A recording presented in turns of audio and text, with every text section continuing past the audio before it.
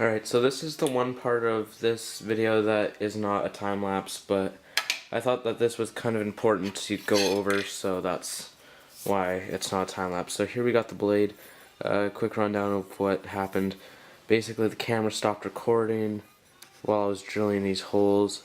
I just used a step bit to make these a lot bigger, and now we're going to do the beveling.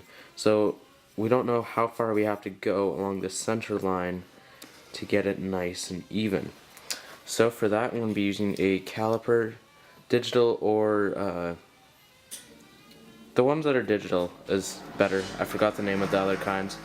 Stupid little heater. Okay, our heater's pretty loud, so that's just annoying. So first what you're going to do is you're going to turn on your caliper and measure how thick your edge is. So this is about 280. So that means that we have to take it down to 170. So for that, we'll take a Sharpie. You could use layout die, I don't have any. And just lay the Sharpie all the way down the blade, all the way along the edge. And there we go. Okay. So now that Sharpie's on the edge, so it's nice and dark. There you go.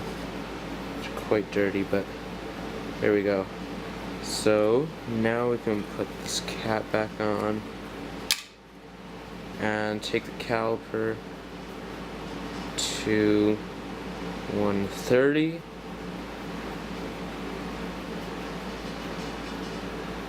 It's a very sensitive thing, so alright, there we go. So we're just at 129. So then we tighten it with this little knob up top. Now we can turn. Okay, I'll have to quickly just do this in the next segment. Alright, so my camera's just a little fussy, so sometimes it's just gonna be weird with the filming, so that's my problem. So we have the caliber to 130, the edge thickness is 240, sorry. And we're just going to take the edge of the caliper and kind of hook it on the edge of the blade, so then it's on the center line, and just give it a scratch. Do it on both sides. Alright. Now, it's probably difficult to see. I've got this little universal light that I really enjoy, so let's just got a magnet on it. Here, let's just try doing this.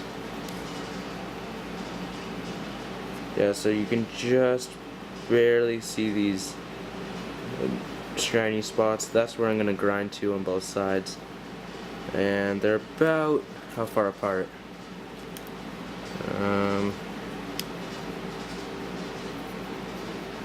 Just wait.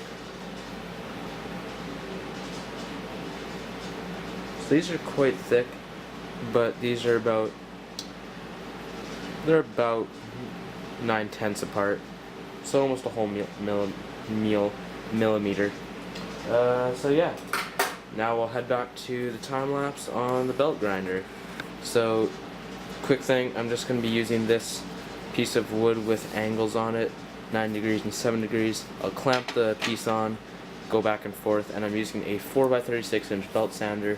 This right here is a 50 grit sanding belt, and then I have 80 and 120 as well. And we'll work our way to a finer edge, and then we'll go for the heat treat.